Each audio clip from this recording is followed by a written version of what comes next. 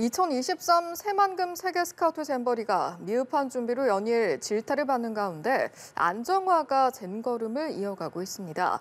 영국과 미국, 싱가포르 등 일부 국가대원들의 조기 퇴영과 성범죄 등 이슈가 끊이지 않고 있는 가운데 주최 측은 조금씩 안정화를 위한 노력을 기울이고 있는데요. 여전히 폭염의 태풍 소식까지 전해지면서 상황은 녹록지 않아 보입니다. 자세한 내용은 현장에 나가 있는 최지 기자 연결해서 들어보도록 하겠습니다. 자, 이호진 기자 나오십시오. 네, 전북 부안 2023 새만금 잼버리 현장에 나와 있습니다. 제가 있는 곳은 잼버리 경관센터인데요. 이렇게 잼버리 야영지가 한눈에 내려다 볼 수 있습니다.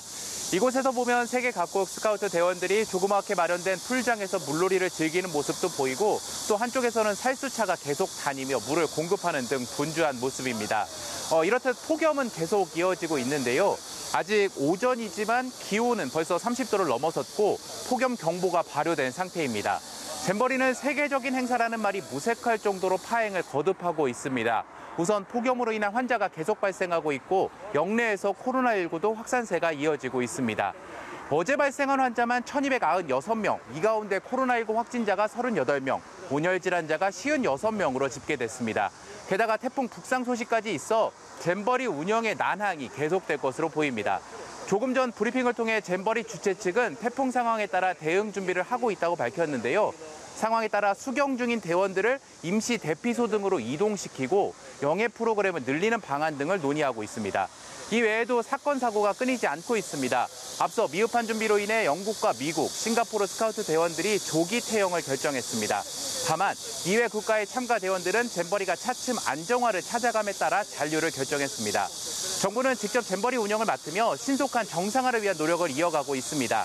하지만 어제 전북 스카우트 대원 일부가 퇴영을 결정해 논란이 되기도 했습니다. 영내에서 성범죄가 발생했기 때문인데요.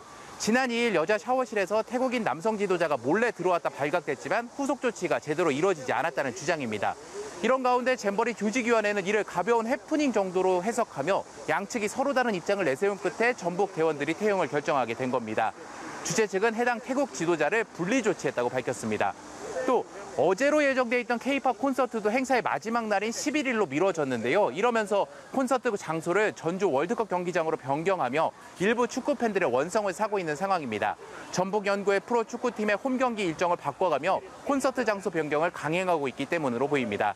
조직위 측은 잼버리에서 크고 작은 일들이 발생하고 있지만 빠르게 안정화가 되고 있고 세계 각국 대원들도 협조적으로 행사에 참여하고 있다고 밝혔습니다. 지금까지 잼버리 현장에서 연합뉴스 TV 이호진입니다.